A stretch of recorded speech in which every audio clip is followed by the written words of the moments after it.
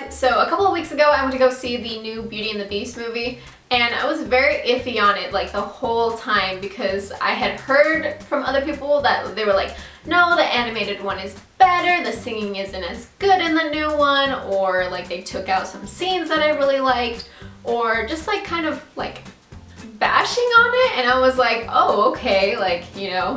But personally, like, The Beauty and the Beast is not really one of my favorite Disney movies. I know it is for a lot of people, but it's just like, I mean, it's a good movie, but it's probably not one of my favorites. So I was just kind of like iffy on it anyways. So I really wasn't planning on like going out of my way to go and see it, you know?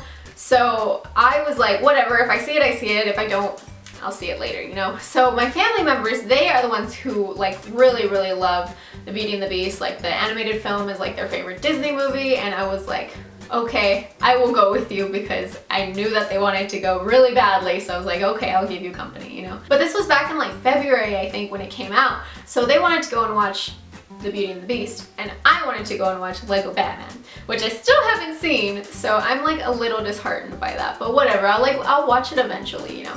So I was like, I'll just go and give you guys company, and that's about it because I really was not expecting much of it because of what I had heard. And also, like, I don't know how I feel about remakes all the time. When they're like 50 years apart or something, it's like, yeah, that's fine, you know, everything's changed. But when it's like 10 years apart or 20 years apart, I'm like, has there really been enough time to really like distance yourself from the franchise? I guess, but I don't know, it's just because a bunch of kids grew up with that movie. Everyone grows up with The Beauty and the Beast, and now that they're like adults, they're gonna hold on to those childhood memories. So I was just thinking that people were gonna be like very incredibly nostalgic during the whole movie and just not really even care about the new one, or that they were gonna hold it to a different standard because they were like, this is not the movie I grew up with, or just like, you know. So I was just like, I don't know how people are gonna feel about it. But for me, I was just kind of like, I'm just here to like check it out, you know. Also with the trailers, I was a little iffy on it, just with the whole concept of the live action thing. I was like, because I wasn't sure if they were gonna do like a Maleficent type of thing where they were just gonna kind of change the whole perspective of the movie, or if they were gonna keep everything relatively the same, or just how it was gonna be in general. And since I didn't plan on watching it anyway, I didn't really get too invested in them. So I went and I was just kind of like, okay, let's go with no expectations.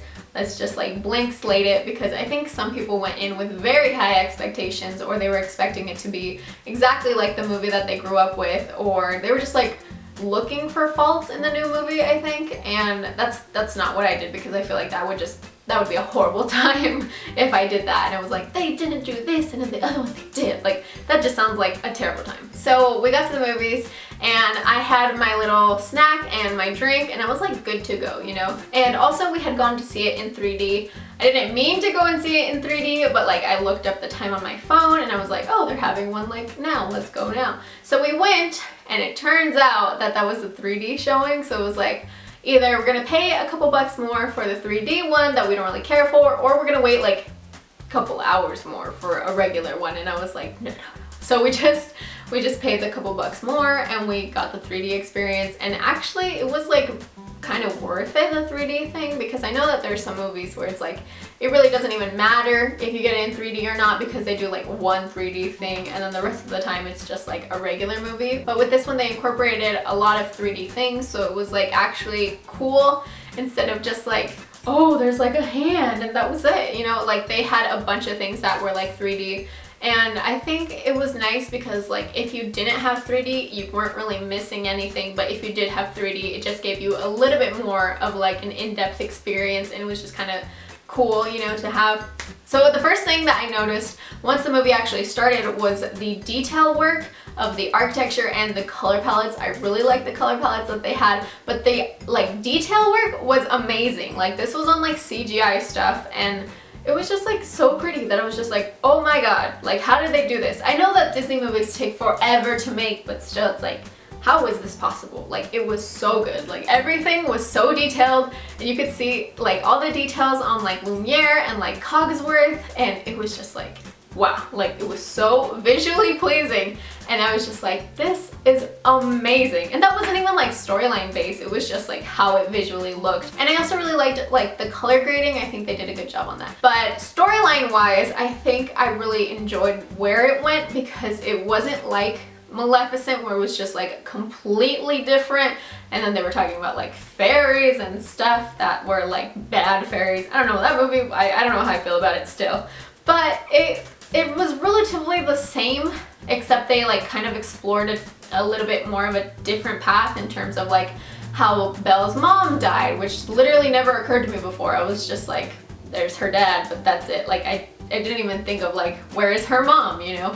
But they explored that, and they were like, this is what happened to her mom, and like this is how it affected her dad, and this is like how it affected her. And I thought that was really cool, because I had never even thought of that before, and it still keeps with the same premise. I am so glad that they didn't go with like the original fairy tale, because I like looked into that a couple weeks ago, and it was like, oh my god, that is so creepy. So like, don't read the original fairy tale, you guys, because I don't know how people came up with those things, but it was just like, no, like just no. And as much as I hate Gaston as like a character, because he's just the epitome of everything that I find annoying, for some reason I really liked his like song and dance number in the live action movie. I really liked the way that it was like choreographed, and the way that they filmed it, just like following everything, and just the song in general. I honestly think that was like my favorite one out of the live action one, which is just like, wow, like that's saying something for me, because I really was not expecting that. So